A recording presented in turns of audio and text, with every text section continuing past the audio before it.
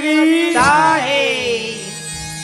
लिबाओ तो प्रेमी श्रोता चाह घेरी बिरी साहेब ये संसार में चारों युग ले आए सतयुग में तो सत्सुकृत नाम पैस वही है त्रेता युग में तो मुनीन्द्र नाम से संसार में जानेगी वही साहेब द्वापर युग में तो करुणामय नाम से जानेगी और वही साहेब जब कलयुग में तो कबीर नाम से जानेगी। वाह भाई तो घेरी बेरी आवत का बर है संसार में काबर भाई आए के कोई न कोई कारण तो हुई ना प्रेमी श्रोता समाज एक कारण हमें अमर लोक से हम चली आए जगत मंझारा हो सही छाप परवाना लाया समरथ के करिहारा हो जीव दुखी देखा भाव सागर था कारण पगुधारा ये संसार के सब जीव ला बेहाल देखिस ना अत्यंत पीड़ा व दुख में देखिस ना तो एक दुख ला दूर करे खातिर बर वो दयाल के रूप में इस संसार में और कतको झनइस ना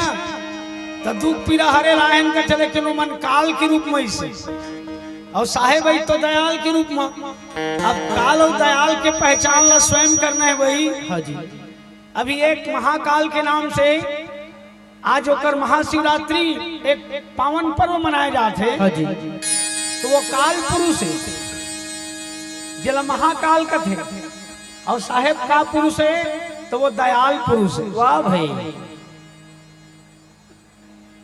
काबरो संहार करने वाले शिव आवेहा जगत कल्याण करने वाले माने जीव के दयाल तो प्रेमी श्रोता समाज हमला दयाल चरण में पकड़ करके मरना है कि तरना है तो काल के शरण में जावे तो मरना पड़ी ओकर बुते काए भाई ओकर काम मारना और सदगुरु काम शरण माज तोला तारना। वाह भाई वो तो तारे खातिर बर आए रे भाई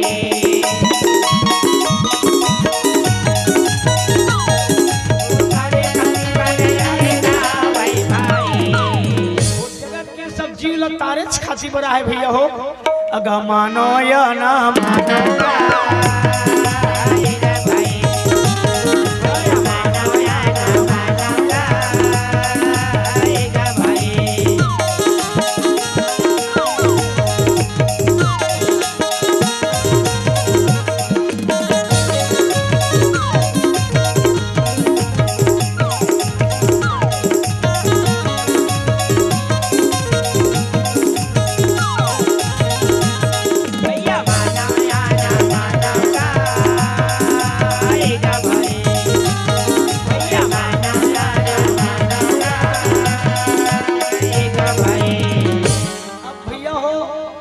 रामायण सुनो भागवत सुनो गीता ग्रंथ सब ला सुनो सुनो तेकर बाद वाला जानो। वाह भाई काबर इसने बात बोले है काबर इसने शब्द लिखे है बोला जानो और जान लो समझ लो तेकर बाद वाला मानो अब मानते देने कथे मानो और नहीं माने तला का कथे भाई का भाई तो लो सबो झन जानो।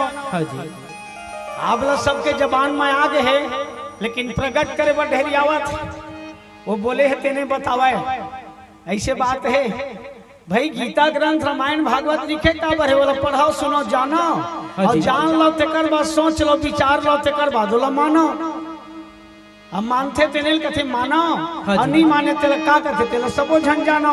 वाह भाई तब और रामायण में कही दीस का भाई तुलसीदास का कहीस अरे माँ नहीं माता पिता नहीं देवा और साधुन से करवा वही सेवा जिन किया आचरण भवानी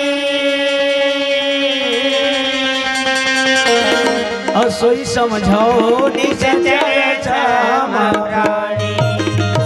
बोल श्याम रामचंद्र की बिल्कुल सरल बताइसो जेन हाँ जिया दाई दादा मल्ला देवी देवता नहीं माने साधु महात्मा मन करा सेवा पूजा करा थे यही मन प्रगट राक्षस से कहा तो जिनकी आचरण भवानी सोई समझो निश्चर सम प्राणी। तो हम वकील मां अगर सेवा पूजा भक्ति का चीज वाला समझ जबो ना तो मानव के रूप महान अब नहीं तो फिर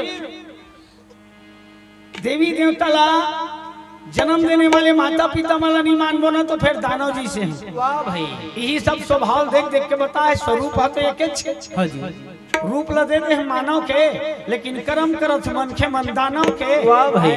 तो मान जबे तो मानो, हाँ जी। और गीता ग्रंथ रामायण भागवत के समझाए नहीं मानबे तो फिर दानव। ये चोला माटी के हेरा हमन कब भक्ति करबो, कब पूजा करबो वो माता पिता के? कब भाई? कोनो दिन शरीर ले प्राण छूटी तब करबोगा? नहीं जी। अरे अभी सही मौका है। हाँ जी। नहीं तो का होने वाला है तेरा? ये छत्तीसगढ़िया कलाकार में सुंदर गादात बतावत। हाँ जी। ये चोला माटी के हेरा एकर का भरोसा, चोला माटी के हेरा, चोला माटी के हेरा एकर का भरोसा, चोला माटी के हेरा, चोला माटी के हेरा एकर का भरोसा, चोला माटी के हेरा एकर का भरोसा, चोला माटी के हेरा।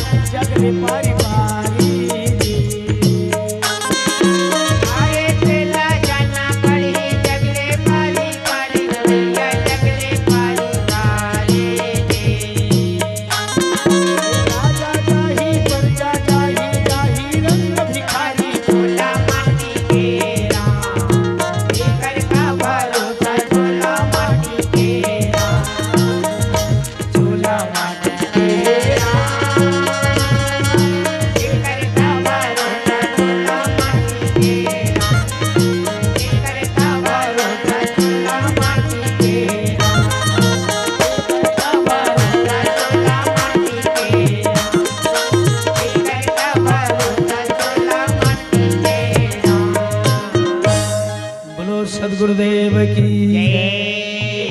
छत्तीसगढ़िया कलाकार मन घर सुंदर सुंदर भजन बना बना के सोए हुए जीव ला जगाए के कोशिश करे। हाँ जी तय भजन करवे कब तो कोनो दिन शरीर ले जीव छूटी तब नहीं जी। तो रहे कि यहाँ का कोई ठेका है। द्रोणाचार्य से विद्वान गुरु चल दिस नहीं, हम विद्वान रहा है न बड़े बड़े दान धर्म करने वाले धनवान घला नहीं रहे के। हाँ जी करण जी से कोई दुनिया में रीत दान करने वाले धनवान और कृष्ण भगवान जी से रीस कोनो जमाना में भगवान नहीं भाई। ये मन चल दिस। एक स्थिति कबीर साहब सटीक शब्द बोलिस हाँ जी कि पायन भूमि नापते दरिया करते फाल और हाथ में पर्वत तौलते ते इधर खायो काल। एक स्थिति तय काल न छोड़ो दयाल के शरण में आ जा। हाँ जी सही में मुक्ति पावेगा और काल न भजत रहे फिर 84 दहर फिर बोहा जाएगा। वाह भाई। ते कर ले तय दयाल के शरण ल पकड़ ले भैया।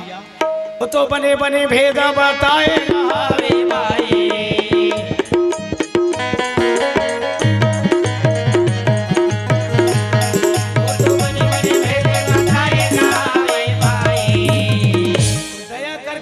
सही माँ बने बने बात का बता है। हाँ जी अगा मानो साहेब के कहना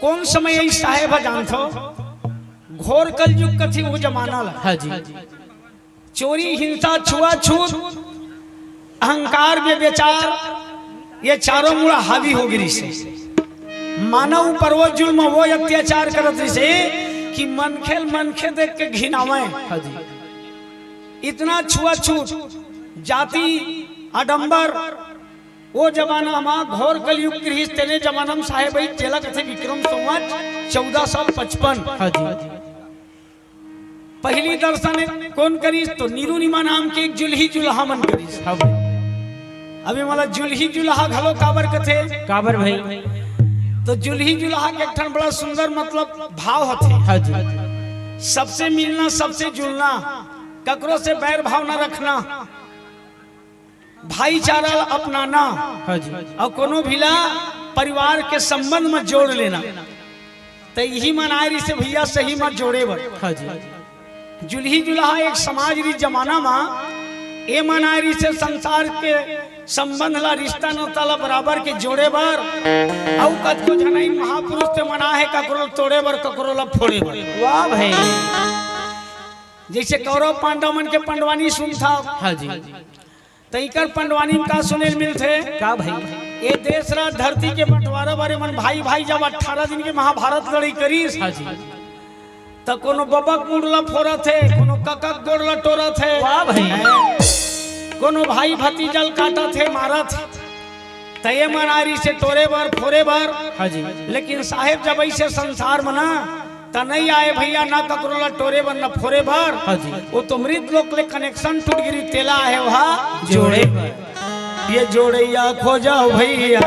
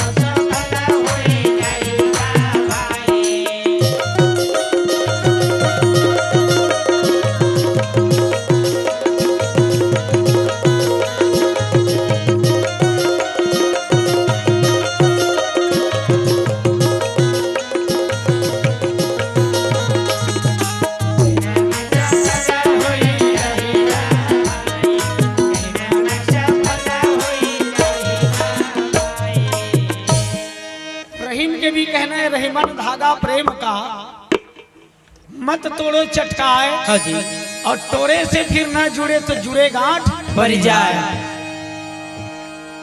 सही में हमारा संबंध कहीं बिगड़ ही ना, हाँ जी, तो वही जमाना का साज भी समय आए में कोई टाइम नहीं है। काबर वही जमाना में रही से वो चीज है कि कोनो कहा हम हिंदुअन, कोनो कहा हम मुसलमान हैं, कोई कहा हम सिख हैं, तो कोनो कहा हम ईसाई।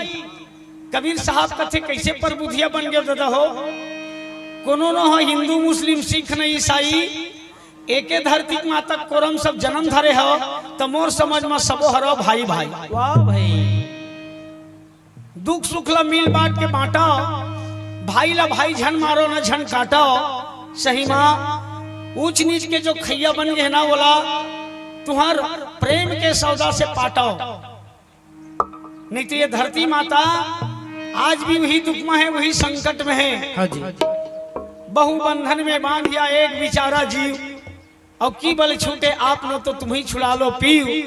ये धरती माता भी पीड़ा में रोवा थे, आज जीव घला मान पहुंचत नहीं लोक मां। हाँ जी, तेकर स्थिति सब दुखी है। का बारे मतलब भरमा दे है अनेक प्रकार के सब तीरथ बरत, अनेक प्रकार के पूजा पाठ है ना, तो जिंदगी लगवा डरे पूजा पाठ के नखरा मां, और प्रगट हवे परमात्मा तेकर मान नहीं जाने, और भोग लगाए रात दिन माटी पथरा भाई असने असने करके उम्र लगवा डरबे। हाँ जी, और सत्य पुरुष से संबंध बन भी नहीं करी, तो सदगुरु मिला तो सब मिला।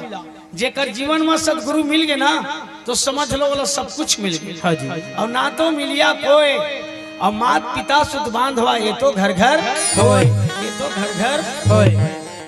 बहु बंधन में बांध दिया एक बेचारा जीव, हाँ जी, की बल छूटे आप नो तो तुम्ही छुड़ा लो पीर। हे पिया परमात्मा, हे दयाल, तय कृष्णों करके ये जीव के मोर बंधन ला छुड़ा दे। एक कहाँ ले आए है, आए बार तो आगे है, लेकिन जाए रद्दा ला भूल आगे।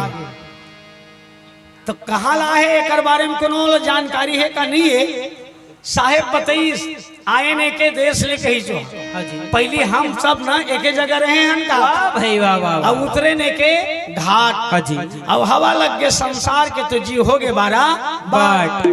कोई कहा था हम हिंदू, हाँ जी, कोई कहा था मुसलमान, तो एक जन कहा था हम मंदिर बनाएंगे, राम आरती गाएंगे। एक जन कहा नहीं हम मंदिर नहीं जाएंगे, हम तो मंदिर मस्जिद बनाएंगे। तो बना लें दादा, बनाए कोई पाप नहीं है, दोष नहीं है। तो कति मेर बनाएंगे, तो कहते मंदिर को पहले भोसकाएंगे, उसके ऊपर हम मस्जिद बनाएंगे। ले यहू कोई भक्ति है, यही मन कोरा भक्ति है। हाँ जी, यही मन कोरा भक्ति। अरे अतेक बार धरती माँ कोनो मेर बना लें दादा, हाँ जी, परमात्मा के सबो धरती हरे, तब ओकर धरती में कोनो मेर बना ले, हो सकत बन सकत है। तो नहीं, पहली मंदिर लग गिराबो, हाँ जी, तेकर ऊपर मस्जिद बनाओ। अब उसने करी डरी, हमू कहा था बहुत गलत करी, ऐसा नहीं होना चाहिए। धर्म के नाम से ऐसा नहीं करना चाहिए। ईश्वर अल्लाह तेरो नाम सबको सम्मत दे भगवान। हे परमात्मा इकर ऊपर दया कर, ये मला सद्बुद्धि दे, ऐसा नहीं करना रही। चला वो मन का डरी तो गलती करी, लेकिन अब तय का करे, तो ही बुतल करा था है। हम भी मंदिर बनाएंगे, लेकिन अब मस्जिद को भोसकाएंगे। तो वो करी तो गलत कर रही, तो तय करे थकते हैं, तो तोरा का सही है का। तो कतेक दिल हम और आप ऐसने करके लड़बो दादा हो। हाँ जी, कोनो मेर बना लेते तो हूँ मंदिर ला, काबर सब जगह तो ओकरे चे ना का एके ठन अयोध्या भरा राम जन्म भूमि है, अब बाकी जगह कौन जन्म धरे हुई बतावा तो। सबसे करो प्यार, जगत में कोई नहीं पराया है, तुझ में राम मुझ में राम और सब में राम समाया। तो सबो भूमि आई नहीं होकर जन्म भूमि। तो एक जन नहीं जाए मंदिर, देख इकर मन के बैर भाव दुश्मनी लग कौन भरमाए, जरूर कोई ना कोई तोला हमला भरमाए। अब आने ताने बता बता के ना ये जीवला सही मार्ग में नहीं जान देते, रात दिन नरक मले लेके डुबावा थे झुकावा थे। त एक नहीं जाए मंदिर, त यहू मंदिर वाला मन नहीं जाए इबादत करे बर मजार में। हाँ जी। लेकिन दोनों जन पर बुधिया की जड़ थे के ठन बाजार में। बाजार में ही कर सुनता कैसे मार जथे। हाँ जी। अब पूजा पाठ के बेरा कर लड़ाई झगड़ा काबर बाढ़ जथे। वाह भाई। अब यही बात एला पूछत हवे भैया,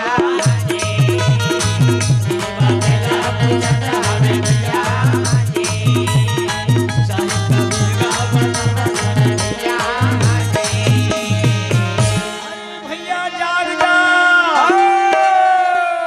अब ये रात दिन लड़ाई झगड़ा के झंझट छोड़ के तय गुरु भक्ति में लाग जा, तय सदगुरु के चरण में लाग जा। मत पड़िए दुनिया के पचड़ा में, अब मत लड़ रात दिन ये हिंदू मुसलमान के झगड़ा में। हाँ जी। ये मन तो केवल मंदिर मस्जिद कोनो टोरा थे कोनो फोरा थे, तय मना है दादा हो टोरे बर फोरे बर। हाँ जी। लेकिन साहेब भाई जब संसार मना तो सही में कनेक्शन टूट गई, सतलोक जाए बर तिला है वहाँ जोड़े हम लोग जोड़ैया चाहिए। काव करने वाले कलाकार मन के कमी नहीं, आज भी अपन अपन मतलब साधे बर जैसने पावत तैसने गावत घला है। साहेब कहीं भाव जल में बहु काग है, उनके भी पीछे मत पड़ना।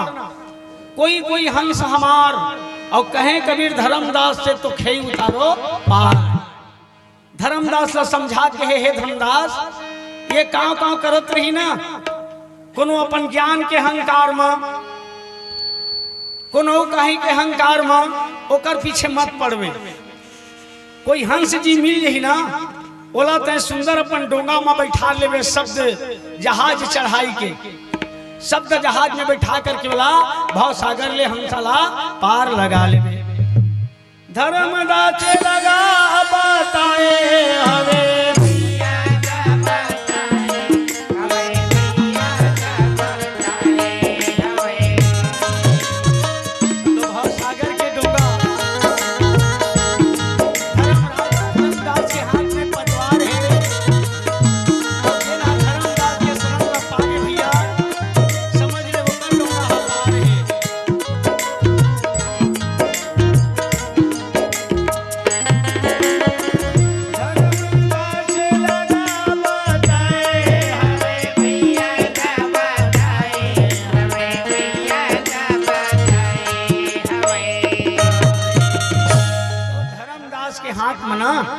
ये भाव सागर के डोंगा के पतवार जेन आही रद्दम और रास्ता तो सबल बढ़िया बता है, पर राह बिचारी क्या करे।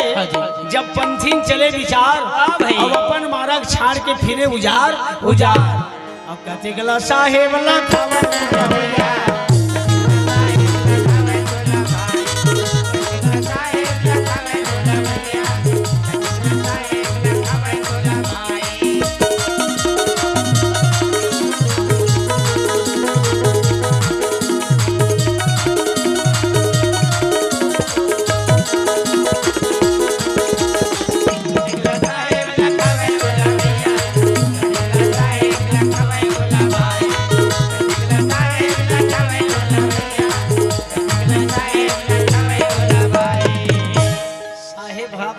करे है, कोशिश करे है।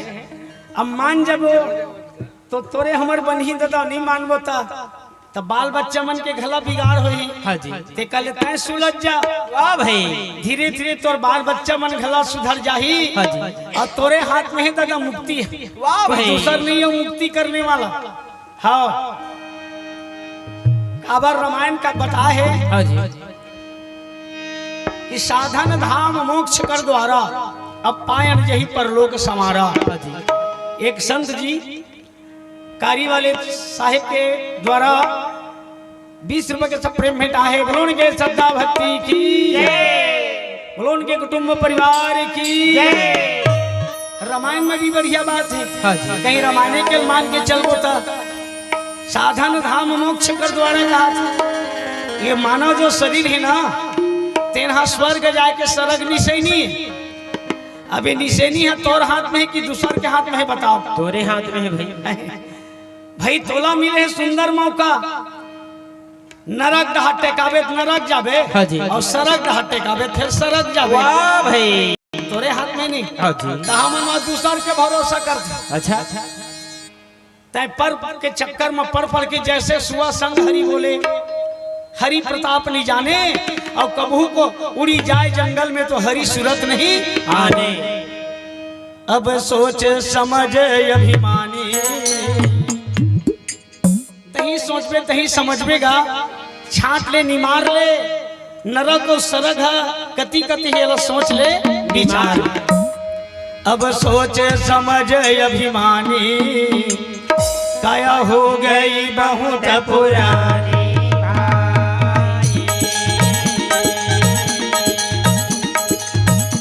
अब सोच समझ अभिमानी, काया हो गई बहुत पुरानी भाई। काया हो गई बहुत पुरानी हो, काया हो गई बहुत पुरानी भाई।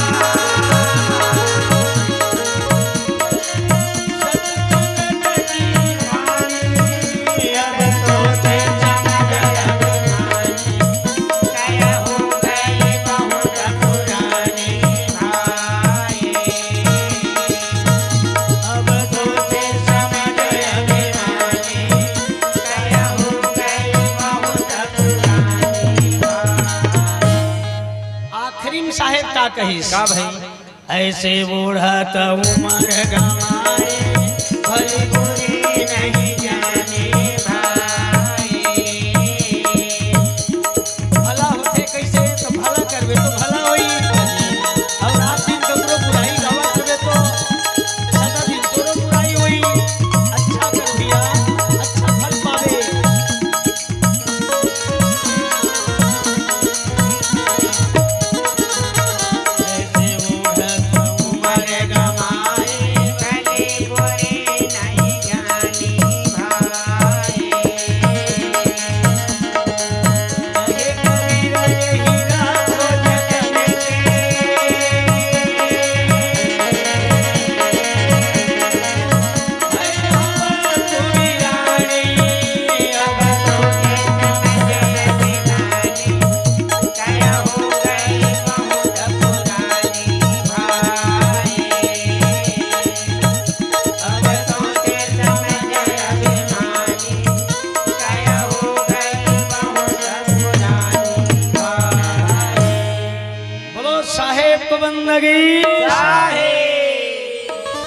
ये भजन सुना थे ना इहिल कथे निर्गुण और संसार हवे सरगुण।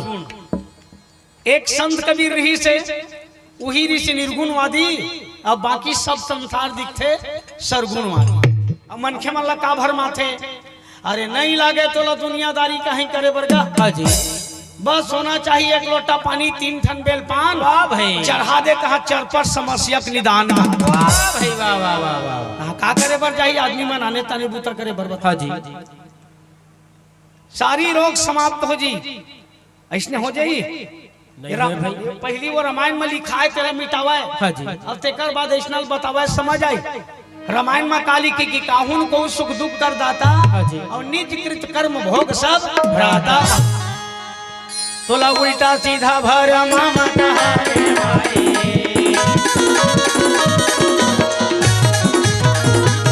तोला उल्टा सीधा भर मामा कहारे भाई। क्या वो रामायण ला नहीं पढ़े वही का रामायण पढ़े है जाना थे सही लेकिन सही बात वह बतावे नहीं। हाँ जी अगर झूठा दुहाई देते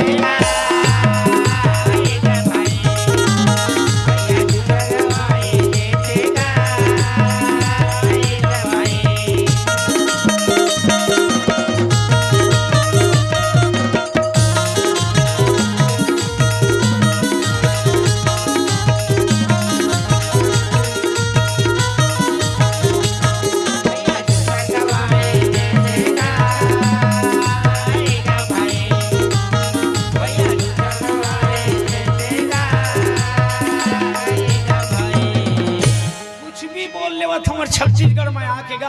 हाँ जी नितेक जमाना रही से वो जमाना में का है छत्तीसगढ़िया सबले बढ़िया कावर तोर पूजा बढ़िया तोर भक्ति बढ़िया लेकिन आज तोर तकदीर ल मना दी गढ़िया अब अपन बन बन गए बढ़िया बढ़िया। अभी चेस सुनाए हुए बोलगा हमारे श्रद्धालु का नाम से राम खिलावन निषाद दानदाता के नाम से 50 रुपए के स्प्रे भेटा है। अब एक फरमाइश गलत कर थे भाई मैं सबक फरमाइश ला पूरा नहीं कर सका महू विवश हूँ लाचार हूँ। हर आदमी को पुरस्कार दियो मोला अपन अपन विचार के भजन लगाए के हित में कहा सकिया फिर गाबो भैया तोर मन में श्रद्धा लग गए है एक बार गाड़ रहे ते कर से दियोला तुरंत फिर गाय मन नहीं हुआ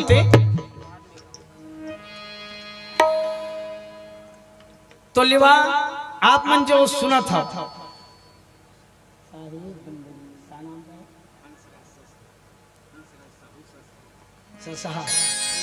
हंसराज साहू ससहा वाले संत जी आपके नाम से भी 20 रुपए के स्प्रे भेंटे बोलो उनके श्रद्धा भक्ति की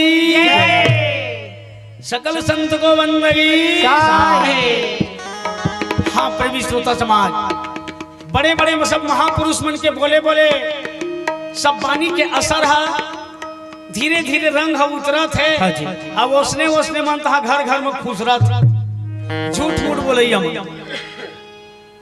कौन गांव में नहीं चलत उस पूजा हाँ जी तो सब गांव मत कर रहे वैसने पूजा लो। तब आजकल कोनो सर्दी नहीं धरत हो, ककरो मुड़ कान नहीं पिरावत हो, हाँ जी ककरो कन्या कुबर में पीरा नहीं हुई। वाह भाई खबर एक लोटा जल तहाँ सब समस्या का हल हो गए हुई। हाँ जी तो मेडिकल वाला मन के अब दवा नहीं बेचावत हुई। वाह भाई डॉक्टर मन सूजी पानी सकेल के धर दे हुई। वाह भाई कोनो नहीं बीमार है। शायदे आदमी छोड़े हुई रोग राई हैगा हैं ते मत यहाँ भक्ति यही मन सब भक्ति के। हाँ जी हाँ तै भक्ति कर दादा, भक्ति स्वतंत्र सकल गुण खानी, अब बिन सत्संग ना पावई प्राणी। एकरे बार सत्संग करबे पावे। यहाँ हुआ थे का हुआ थे का भाई ककरो स्वार्थ बर हुआ थे नहीं भाई। शोक में भी जहाँ सत्संग हुआ थे ई निस्वार्थ भाव। चार जन मोर गांव में आही दुरिया दुरिया के सगप हुनमन एती ओती काबर छल लगी जरही ते कर ले बैठ के मोर साहेब के नाम लसुमर ही। हाँ जी एकरे बरताए ये मैं को कनी स्वार्थ है नहीं है भाई। अब ओती इतना स्वार्थ हम लगे लगे लोग बस आयोजन कराओ और झूठ मूठ के कुछ भी वाणी वचन बोल के जीव भरमाओ। हाँ आयोजन कराओ चलत था इसने भक्ति उल्टा सीधा कुछ भी बोल दे माने बर छत्तीसगढ़िया मन तैयार हो गए। छत्तीसगढ़िया सबले बढ़िया एक सती का है तोला। हाँ जी नहीं गए ज्यादा तय काशी मथुरा भगवान खोजे नहीं गए तय भगवान खोजत कैलाश में। सौरीन दाई छत्तीसगढ़ में भक्ति करी बिचारी हा ओला भगवान खोजा तारी सोखरे पास। ये दहार के भेद नहीं बताओ हो ये दहार नहीं बताओ बात नहीं देखे तैसना तैसना बोल बोल के ये जीव भरमा देवत।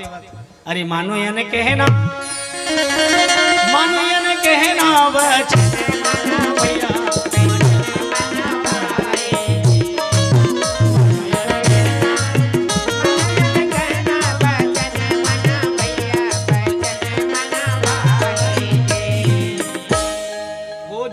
मन है मनखे मनखते। हाँ जी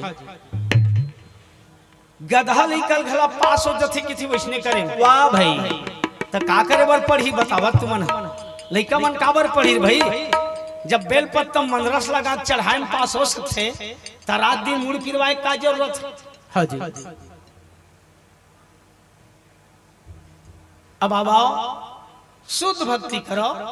पहली होना चाहिए सत्संग में मन ला समर्पण और समर्पण बिना आज तक के कोनो नहीं मिले परमात्मा के दर्शन। पहली होना चाहिए समर्पण। निरुनि मन करे ऋषि भक्ति में मन ला समर्पण तेकर छति ओदे मिली चु मन ला परमात्मा के दर्शन। हाँ जी पुरुष परमात्मा जे मतलब पहली दर्शन लहर तारा तालाब में। अरे बाल स्वरूप माँ भैया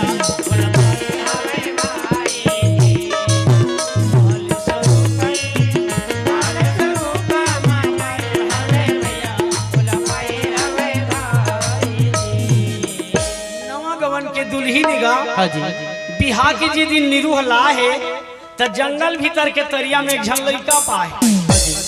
कोनो कहीं तो लइका कति डाल ले भाई 4 बजे मुंधर हाथ बात की और 4 बजे मुंधर हाथ जंगल भीतर लइका। हाँ जी और वो तरिया में तो कोनो कोनो कथे गगन मंडल से उतरे वो यहाँ के लइका नो है ककरो कोक के पैदा करे। आकाश डाल ले सदगुरु सत्य कबीर और जला जमा ही पौड़न की तो 2 दिनन के पीर 2 दिनन के पीर। निमक थे जी ये देखा कर सुंदर कर लइका ये ला घर ले जबो का हो ये ला घर ले जतेन जी काबर चारों मुड़ा बघवा भलवा कर रावा थे। हाँ जी आई लइका छोड़ के हूं मर रिंग देबो मोर जीवा डर रावा थे। वाह भाई ये दे बघवा का आवाज सुन के निमा बिचारी हा कल्लैया कल्ले अपन पतिल समझातेगा ये ला मानी लेवा जोड़ी।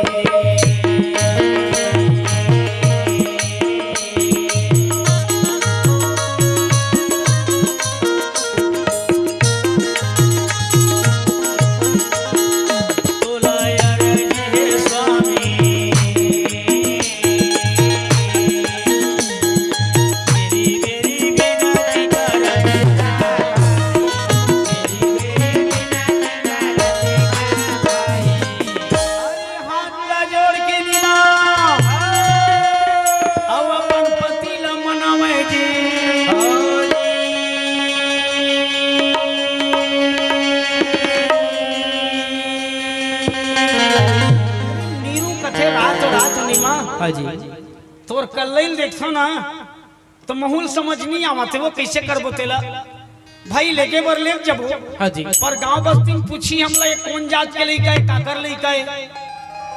अब ते नवा गवन की दुल्हीन लइका धर के जाबे तब बस्ती में काकर मुंह समाबे वो। हाँ जी अब वो गली गली तोर निंदा वो होई मां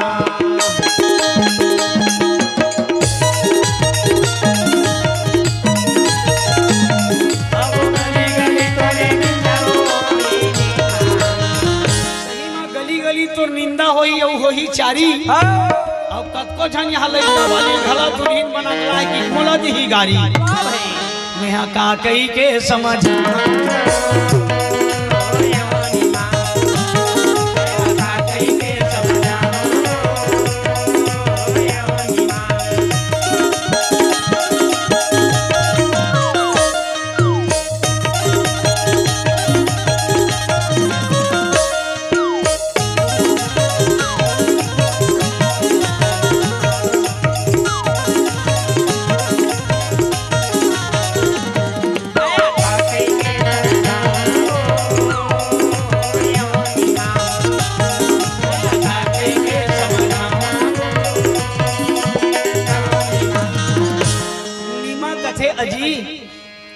ये दुनिया वाले जैसे भी की हम सुन ले वो कहे बपरी है। हाँ जी अब ती की थच का जात कौन जात ये जात का होते महू मानता जात बाराम ला भगवान हा ये जात ला बना है। हाँ जी बनाने वाला सही में भगवान बना है पर जतका जन के जात बना है तेकर अलग अलग पहचान बना है। हाँ भाई जैसे हाथी जात अच्छा एला कोनो भी चीन के बता दी। हाँ जी घोड़ा जात गधा जात बैला जात भैंसा जात है ना। हाँ जी एला कोनो भी चीन के बता दी ये जात उसने पंछी बने दादा हो कौआ जात कोखड़ा जात सलहई जात मैना जात सुआ जात ये मन अलग अलग रंग अलग अलग इकर रूप अलग अलग बोली भाषा हाँ जी। अलग अलग इकर खान पान ये मन भाई। अलग अलग जात उसने पेड़ में भी देख लिया। हाँ जी साजा जात कौहा जात मऊहा जात अलग अलग फरथे अलग अलग स्वाद रथे। हाँ जी। ये मन अलग अलग जात है ये मतलब भगवान बना है। हाँ जी अब मनखेल का बना है दादा हो कौन बना है एक का पहचान है बतावा तो हमन का जात लेवत बतावा तो ये जो 5-6 जन है ये जात के बन जात पात के भेद भरम फैलाने वाले बनावा है। अभी हमन 5 जन हन अगर भगवान बनाए हुई ना जात तो चीन के बतावे हमन का जात हाँ जी एकरे से जी साहेब कहला कहना पड़ी तेरी जाति जीव सब अरे मेरे प्यारे तुम इस जाति पाति के पचड़े में मत पड़ो जाति पाति की लड़ाई झगड़े में भी मत पड़ो तुम अपना काम करो। तुम कौन हो तुम एक इंसान हो यही संकल्प होना चाहिए। संकल्प हो हमारा इंसान हम बनेंगे और इंसान बन गए तो भगवान भी बनेंगे। मनखे मन कथे ये दुनिया में भगवान हवाई धन नहीं गा के हाँ जी ये दुनिया में भगवान है धन नहीं है तो पूछने वाला पलट के तय पूछ ते हवत ते कास इंसान तो इंसान होवे जरूर तोर में भगवान है हो काबर यही रूप में परमात्मा खला है। हाँ जी मनखे के रूप में है जैसे ते मंदिर में जाके खोस्तस न फूल पान चढ़ा के भगवान। हाँ जी तो फूल में भी तो कीड़े होते हैं कि फूल में भी कीड़े होते हैं काला पत्थरों पर भी हीरे पाए जाते हैं। तुम अपना बुराई छोड़कर देखो प्यारे नर में ही तो नारायण पाए जाते हैं। नर में ही तो नारायण पाए जाते हैं वो कोई बाहर के बात न हो। आप लट्ठा बात आए अब कोनो हफरत है काशी मथुरा कैलाश में वो बाहर में नहीं है भैया वो हवे बिल्कुल तो पास खोजी हो तो तुरंत मिल जाऊं। खोजने वाला होना चाहिए एक पल की तलाश में अब मुझे कहाँ ढूंढे बंदे मैं तो तेरे पास।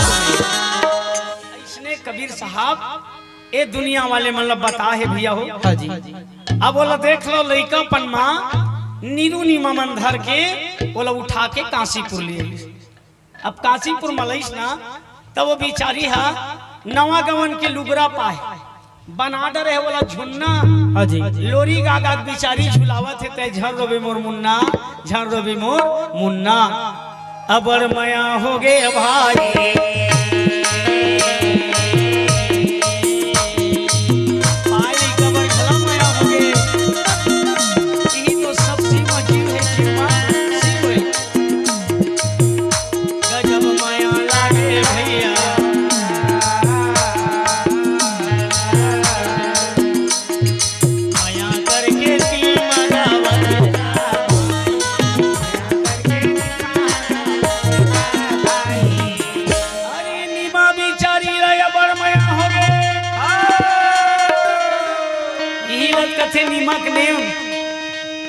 नीमक नेम और निरू प्रेम। हाँ जी। निरू जी से नेम करके नीमा जी से नेम करके देख ले निरू जी से प्रेम ते सबसे करो प्यार जगत में कोई नहीं पराया है। तुझ में राम और मुझ में राम सब में राम समाया। लायत का जान के लाए वही बोला। हाँ जी। इंसान जान के लाए अब इंसान के स्वरूप में भगवान जान के लाए बोला। भाई वो परे है तो कंकर में ही शंकर। हाँ जी। तब प्रगट है दिखत बिचारा है तो ले आए झुन्ना झुलावत कतका मैया हो गया बोला। हाँ जी। अबर मैया अब झुन्ना भर में लइका थोड़े मांझी दादा हो लइका हरोवत। हाँ जी। नीरू कथनी मां लाइवर हमन ला डरे हन जी अये लइका भूख मरोवा थे का खावाबो का पियाबो तो होते साथ के लइका का खाई बतावा ना। कोमल है काया। हाँ जी। का खाई लइका त नीरू कथे बरदिया घाले दूध लावा खाबो। हाँ भाई पीते। हाँ जी। अब बने बातेला कहा कहा बजूरी। हाँ जी।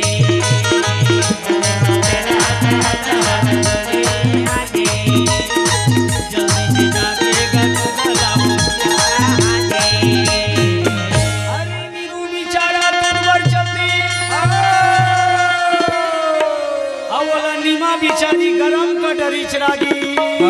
जी।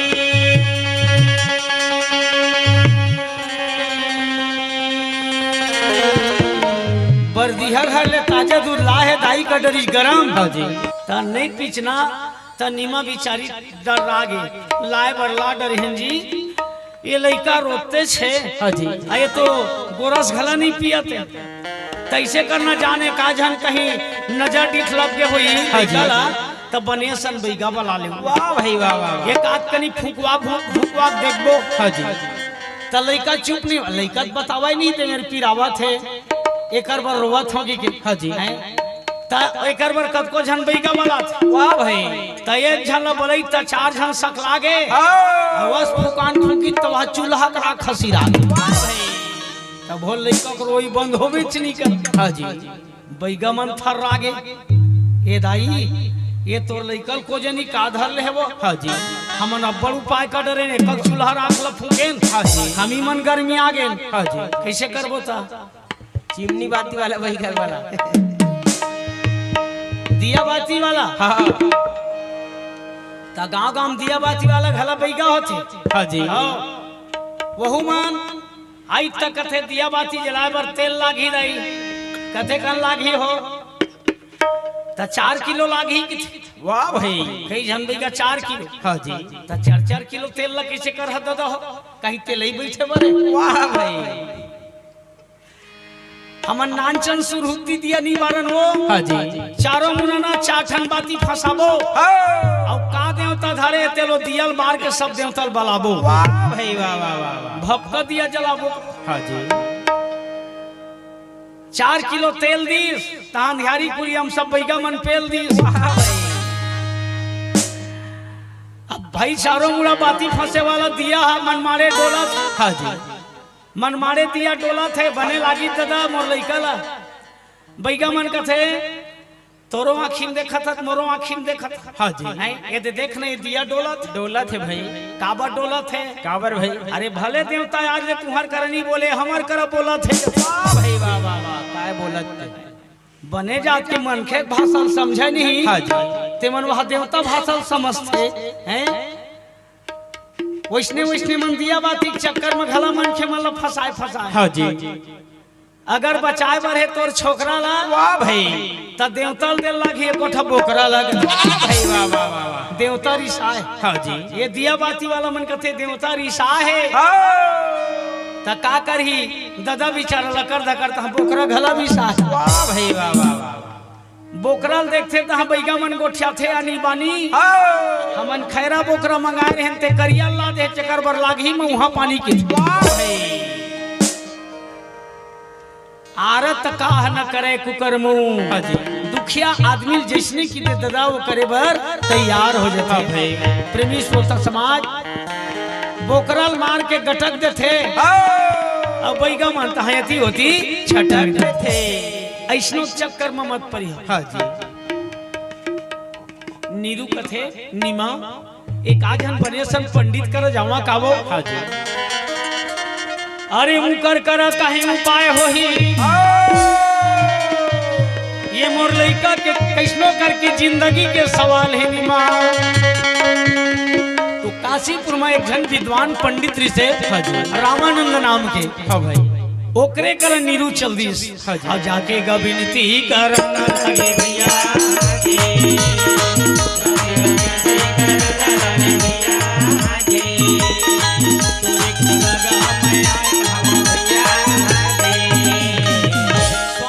स्वामी जी। हाँ जी। अरे एक था तोर करम और अर्जी ही निवेदन है। का भाई। क्या अर्जी भाई क्या निवेदन। अरे हमन एक क्षण लड़का ला पड़े महाराज। वाह भाई वाह। जंगल भीतर के तरिया में एक क्षण लड़का पाए हम माया मारे वो लड़का हमन घर ले आए हैं। वो रोते रोते। हाँ जी। भूख में रोवा धनकाते कहीं पियाथन तेल पियत नहीं है। हाँ जी। कैसे करन महाराज। कैसे भाई। कहीं जाना तो आज बता देते। हाँ जी। कब पाए हो तो आज ले 6 दिन हो गए। अच्छा तो यही छठवां रोज में मेरा भी एक शिष्य अष्टानंद। हाँ जी। लहर तारा पार में बैठकर ध्यान लगा रहा था।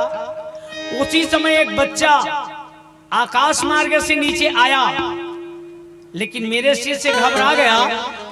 वह पास न जा सका। वह भय के कारण वापस आ गए। वाह भाई। लगते कहीं वही बच्चा थोड़े। हाँ जी। इला रामानंद ला पहली पता चल गई। हाँ जी। कि जंगल भीतर के तरिया में कोई एक बच्चा प्रकट हो है पर वो बच्चा ला कोई धर के ले आए।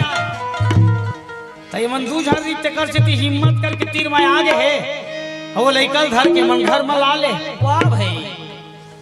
रामानंद कहे भाई लगता है वो हो न हो साक्षात कोई परम ब्रह्म ही होगा। हाँ जी। इसलिए तुम जाओ नीरू कोई एक आध कुंवारी बच्चिया ले जाओ। ले करके अपने सामने में उन बच्चे के सामने में रखना। परमात्मा की कहीं कृपा हो जाए कि वो बच्चा कहीं उस पर नजर लगा देगा तो निश्चित है उस कुंवारी बच्चिया की स्थल से भी गोरस आएगा। वाह भाई वाह वाह वाह। एला कथे विद्वान भैया हो एला कथे ज्ञानी गा हैं। अरे लड़का नहीं खा सके उम्र में खई न खजानी। एला कथे ज्ञानी जिन उपाय बताइस। 7 महीना के बिन ब्याही बच्चिया ला के जब अंगनम खड़ा करिस ना ए दे बेटा। अरे ये ढाला देखना तोर खेले बर हई लाए हो कहिस। वो लड़का हाथ कैसे वो बच्चिया ऊपर अमरेल धरिस ना। हाँ जी। वो बच्चिया के स्तन ले निर्मल गोरस निकल है। का बतावा भैया निर्मल गोरस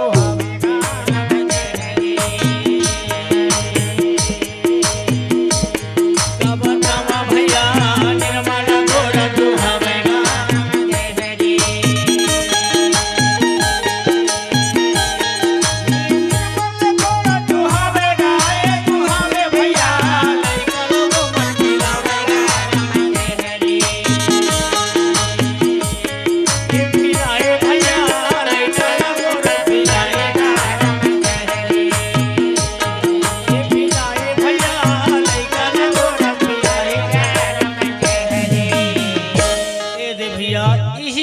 पूरा बच्चा ला पान करे। वो बच्चा अब धीरे धीरे सुंदर पेट भर गए, नींद पर गए, जागे फिर दुनिया भी जगावेगा। जब भी दाई ओकर बिस्तर ले से झर्रावे तो ओकर बिस्तर ले कुछ हीरा मोती भी पावे। वाह भाई, हे साहेब, तोर दर्शन बिना आज जगत के सब जीवन तरसत है, और तोर बिस्तर में सोना चांदी हीरा मोती घला बरसत है। तोर जे सेवा करेल जाथे, तोर जिन सेवा करेल जाथे, सही में हीरा मोती पाथे। राम नाम का हीरा पाया, कृष्ण नाम की मोती, सही माँ यति होती मत जा दादा। तय संत के सेवा में लग जगा, तोर जीवन कल्याण करे वरना तो हीरा मोती भी मिल जाएगी। आज नीमा घर के कथा ला सुन करके ना कतको जीव आघागे। ताबर जिन बच्चा रोवत है भूख मां ओ आघागे, दाई हा मन व्याकुल रही से अब वो लड़का के पालन पोषण करत मन लगा के झुन्ना में भी झुलाई। धीरे धीरे लड़का जब बड़े हो ना तो अलवा जलवा संगति नहीं करे हो। अरे झूला गड़े है नीरू के अंगना, साहेब झूले झूले नामा। क्या नाम साहेब?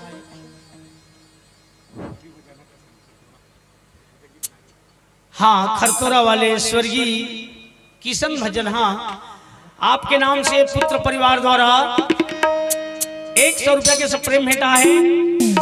साहेब से हम यही प्रार्थना करबो कि वो सतलोकवासी आत्मा ला परम शांति मिले, अन्न धन गौ लक्ष्मी मिले, दान दाता के भंडार सदा भरपूर रहे। बोलो उनके श्रद्धा भक्ति की जय। अरे झूला गड़े है नीरू के अंगना, साहेब झूले झूले रामा।